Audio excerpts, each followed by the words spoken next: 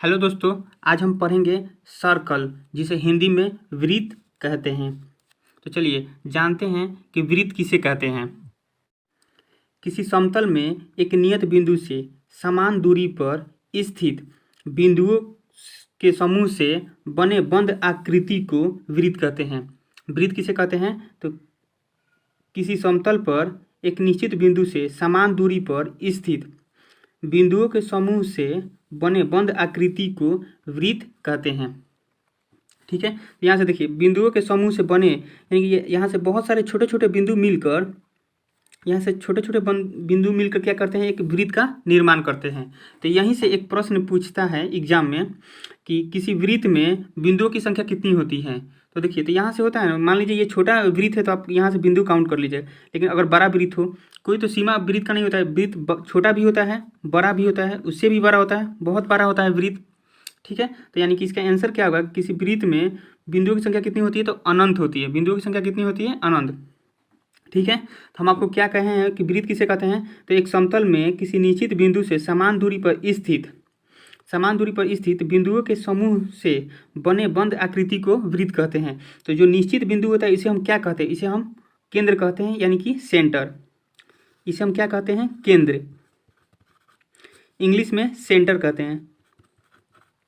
इसे किससे प्रदर्शित किया जाता है? तो ओ से प्रदर्शित किया जाता है। केंद्र को किससे प्रदर्शित किया जाता है? ओ से।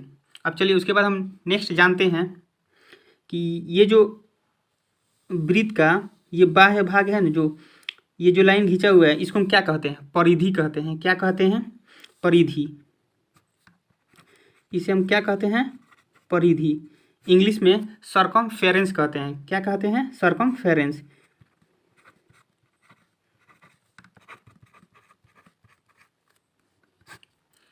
ठीक है, नेक्स्ट जानते हैं कि किसी वृत्त को एक रेखा जब दो बराबर भागों में बांट दे, यानी कि वैसी रेखा किसी वृत्त को दो बराबर भागों में बांट दे, उसे हम व्यास कहते हैं। वैसी रेखा जो किसी वृत्त को दो बराबर भागों में बांट दे, उसे व्यास कहते हैं। यानी जैसे मान लीजिए ये एक वृत्त है हमारा, ठीक है, इसको दो बराबर भागों में बांट देती है, तो इस रेखा को हम क्या कहेंगे? व्यास कहेंगे। यानी कि इसे हम क्या कहेंगे? व्यास। इंग्लिश में डायमीटर कहा जाता है। नेक्स्ट है, या हम इस व्यास को दूसरे शब्दों में कह सकते हैं कि किसी वृत्त के परिधि के एक छोर से, किसी वृत्त के परिधि की एक छोर से केंद्र से होते हुई दूसरे छोर को जो लाइन टच करती है, उसे हम क्या कहते हैं? व्यास कहते हैं। ठीक है, क्या कहेंगे? व्यास कहेंगे। चलिए, अब नेक्स्ट रहा हमारा त्रिज्या। त्रिज्या किसे कहते हैं? तो देखिए, वृत्त के केंद्र से परिधि के बीच की दूरी को त्रिज्या कहा जाता है। जैसे ये हमारा केंद्र हो गया और ये परिधि हो गया, तो इसके बीच की दूरी को क्या कहेंगे? त्रिज्या कहेंगे। यहाँ से भी देख लीजिए आप, ये हमारा केंद्र हो गया और ये परिधि हो गया, इसके बीच की दूरी को त्रिज्या कहते हैं। इंग्लिश में इसे रेडियस कहा जाता है। इसे स्मॉल आर से प्रदर्शित करते हैं, रेडियस को, और डायमीटर को डी से।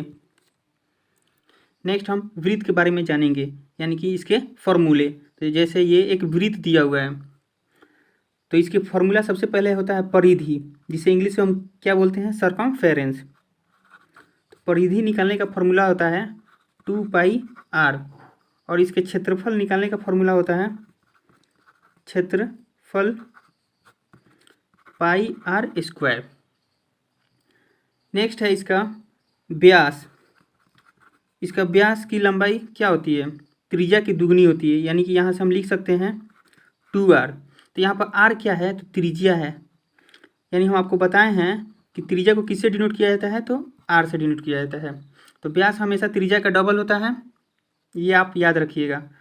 और यहाँ जितनी भी ये r दिख रहा है, ये सब क्या है? त्रिज्या है। और यहाँ पाई का मान कितना होता है? पाई का मान होता है 22/7। चलिए, अब हम इस पर एक एक करके प्रश्न देखते हैं।